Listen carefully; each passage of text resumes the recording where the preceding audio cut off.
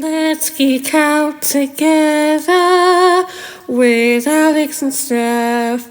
We love Doctor Who and Harry Potter and musicals too. Welcome to our podcast. Hello and welcome back to the podcast. Let's geek out together with your hosts, Steph and Alex. Today we are talking about our favourite books.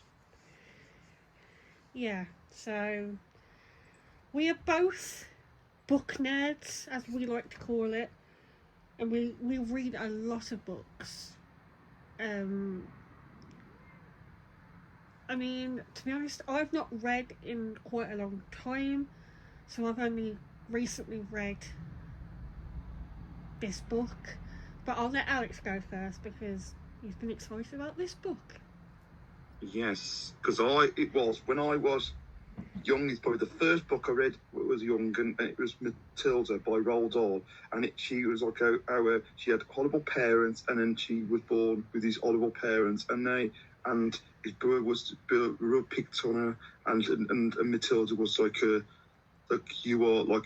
cleverness was not good, and then books, you had to watch TV more than books, but just her being clever was very wrong in the end. Yeah. And there wasn't the horriblest parents ever. But you learned how good and evil comes out. And she brought herself out. And found that when she was at school, she had a mistrust in charge, but some teacher on like Miss Honey gave her all the tools and helped her, and she had a advanced learning to all the others, because she's more like newer maths, and she read all the complicated books, all from classics to advanced, and she knew them books more than. Yeah. I mean, to be honest, because I've not really read that book, I'm more on the films, and to be honest, it does seem now more as it's coming of age that she's got sort of like a learning disability that's she's very intelligent. Yes, she was. She didn't want. Nobody wanted to know her. She was she was too clever. The mistress didn't want to know, and it's like they said, just like a calculator. Yeah, that was a bit.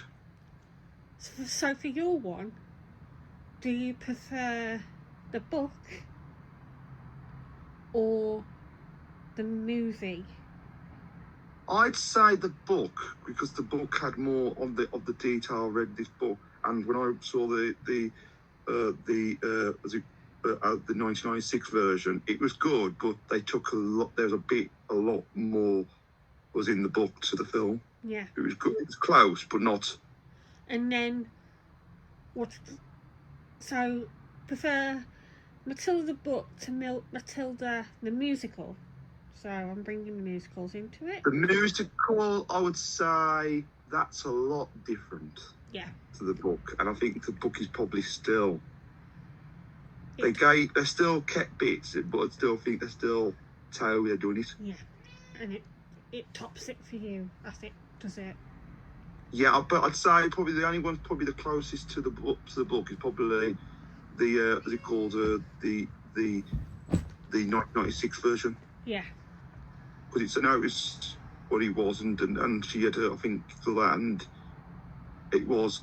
They did have the right actress played, and she was. Maya Wilson was probably the best one to play her. Yeah. Going up to where she was then, it was good. Yeah.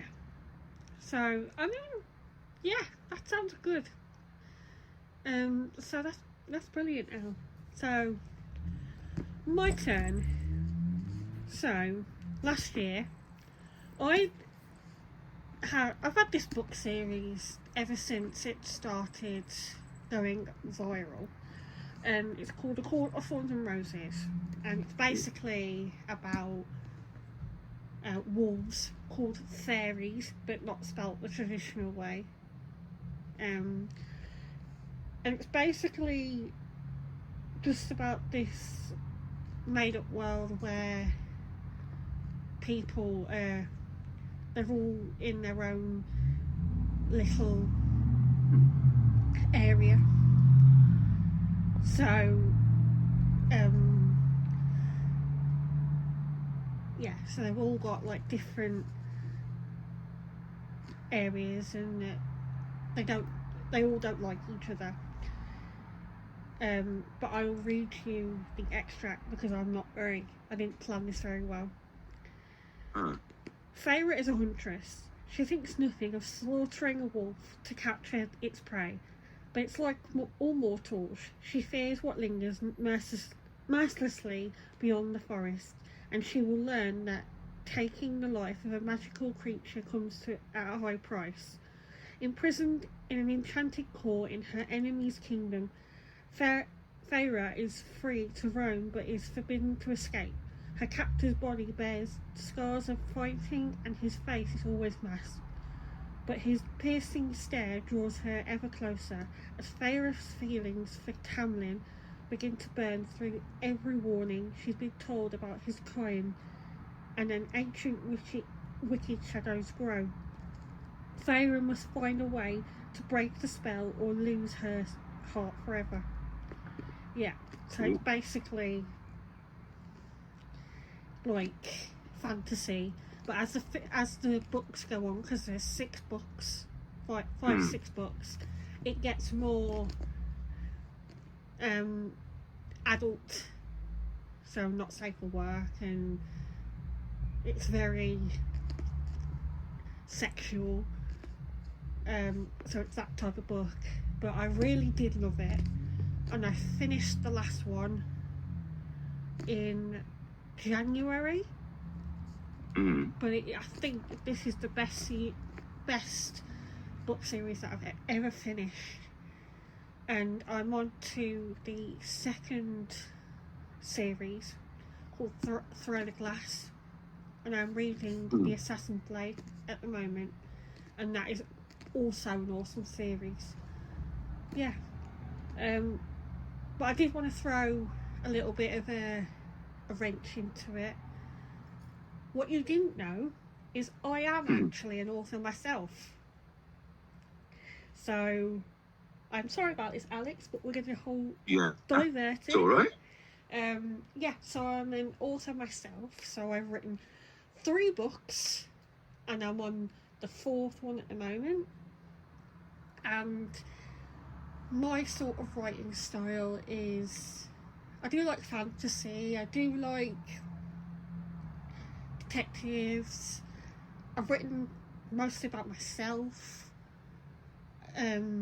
superheroes, but yeah, it's really awesome writing, and having you as motivation is amazing.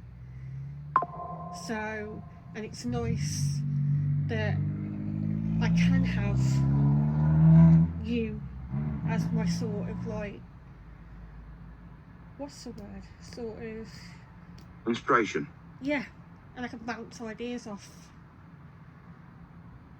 Yeah, so that's my little tick.